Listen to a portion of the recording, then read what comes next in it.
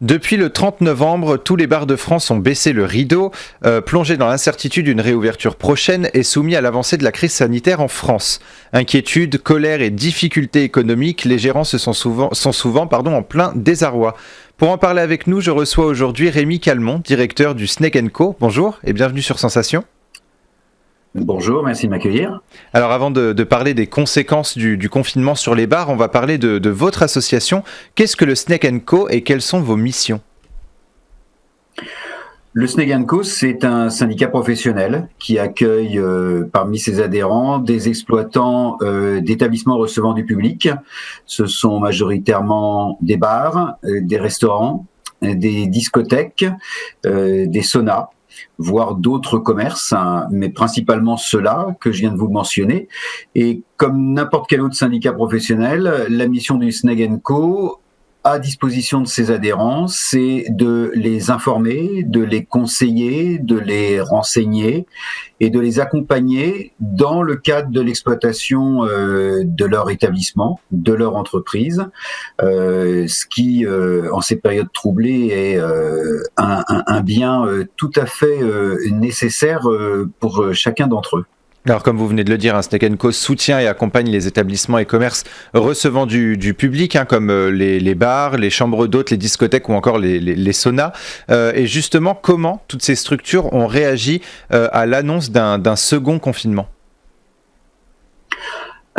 Mal, comme vous pouvez l'imaginer, mais à travers ce mot-là, je veux dire avec de l'incompréhension majoritairement parce que comme d'autres secteurs, ces acteurs-là, on a parlé beaucoup des petits commerçants ce dernier week-end qui ne comprenaient pas qu'on leur demande de fermer boutique parce qu'étant des commerces soi-disant non indispensables, alors que finalement d'autres qui assurent le même métier qu'eux, en l'occurrence les grandes surfaces, pouvaient eux continuer à ouvrir.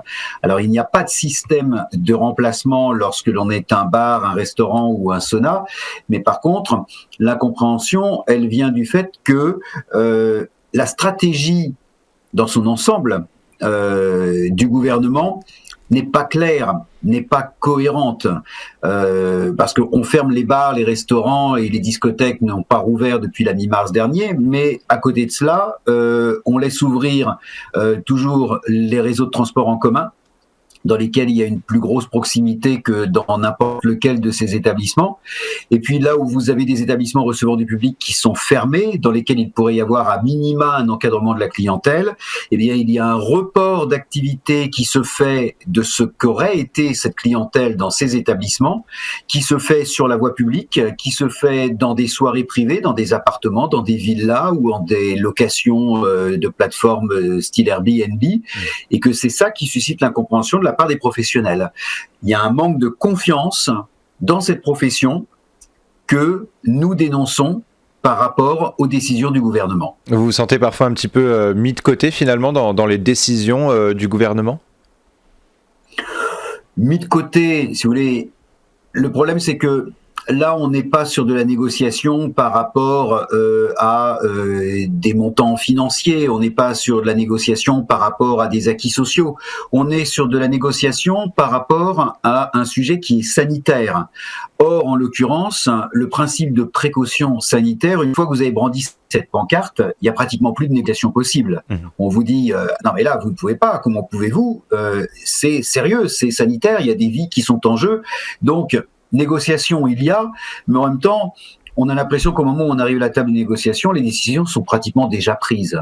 Donc effectivement, oui, on a l'impression qu'il y a un manque de confiance, enfin ce n'est pas qu'une impression, c'est une réalité, il y a un manque de confiance qui est fait à cette profession, qui est un petit peu la variable d'ajustement des défauts de la politique sanitaire du gouvernement. Et des précédents. Et depuis mars, les discothèques n'ont jamais rouvertes. Quel est l'état d'esprit des gérants de discothèques qui finalement n'en voient pas le bout de cette fermeture ?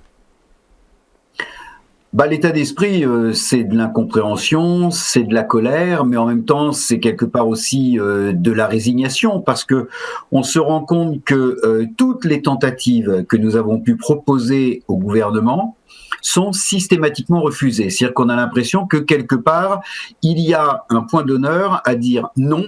Ce type d'établissement, en l'occurrence les discothèques, ne rouvriront pas. Pourquoi ? Parce que ce seraient des lieux clos, et parce que ce seraient des lieux dans lesquels il y aurait une proximité de la clientèle qui serait un facteur de transmission du virus. Certes, sauf que lorsqu'on fait valoir aux autorités que cet été, par exemple, il y avait sur les zones littorales de la Bretagne, les côtes de Vendée, le golfe du Lion, la Méditerranée, il y avait des établissements qui exploitaient de la discothèque dans des espaces extérieurs, des terrasses, extérieurs, quels que le soit.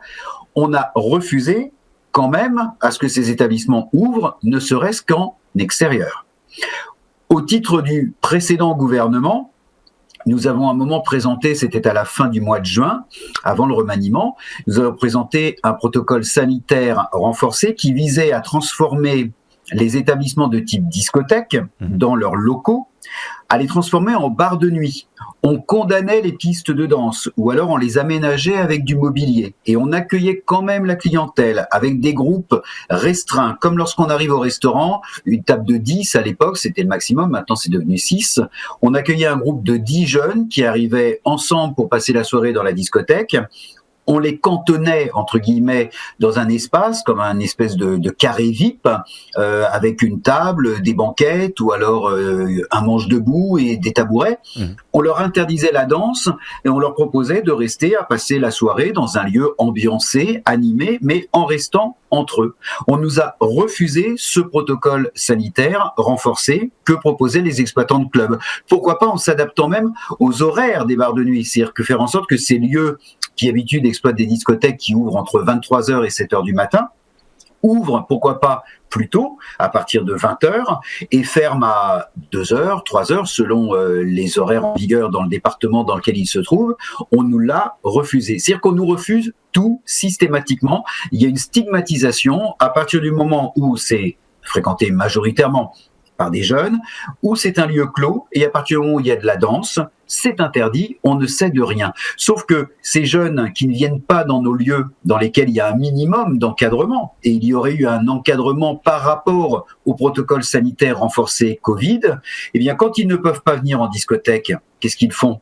Ils vont soit dans des bars, admettons-le, qui se sont comportés comme des discothèques, et vis-à-vis desquelles l'État n'a pris aucune mesure, et c'était quand même pas à nous de la demander, mais aucune mesure de contrôle et encore moins de sanctions pendant l'été, et à défaut d'aller dans d'autres établissements, ils vont, comme je le disais tout à l'heure, chez eux, chez l'un, chez l'autre, ils font des soirées pyjama où on reste toute la nuit, ou alors ils vont sur des plages, dans des bois, sur le domaine public, et là, ils peuvent s'adonner à un plaisir légitime qui est celui de s'amuser, de faire la fête entre eux, et il n'y a aucun, mais vraiment aucun encadrement, alors que nous on en proposait quand même un, plus qu'à minima. Mais à chaque fois, voilà, à chaque fois, finalement, on ne vous écoutait pas et on refusait vos demandes. Le confinement est en vigueur jusqu'au 1er décembre pour l'instant.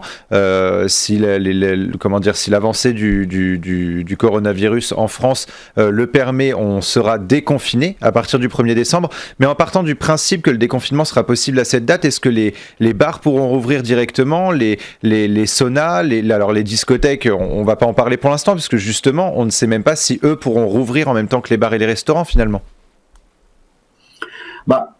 Si vous voulez, au fur et à mesure des différentes étapes du déconfinement, on a vu les secteurs d'activité les uns après les autres rouvrir, mais jamais les discothèques n'ont rouvert depuis la mi-mars. On leur donne une perspective très aléatoire qui est celle de l'été prochain. Pourquoi l'été prochain ? Parce qu'a priori, soit le virus aurait pu, entre guillemets, disparaître de lui-même, soit il y aurait une solution à travers un traitement, soit à travers un vaccin. Moi, j'ai l'impression que c'est plus pour leur donner cette perspective parce qu'ils avaient besoin qu'on leur en donne une, qu'on leur a servi cette date, mais en même temps, elle ne tient strictement à rien. Je veux dire, elle est fondée sur rien de scientifique, sur rien d'objectif. Donc, voilà, c'est une date laissée un petit peu au hasard. En tout cas, on espère que l'activité en France pourra reprendre rapidement pour bars, restaurants et même discothèques. Merci beaucoup, Rémi Calmont, d'avoir été avec nous sur Sensation. Je rappelle que vous êtes le directeur de Snake & Co. Et pour revoir ou réécouter cette émission, rendez-vous sur notre site et application Radio Sensation.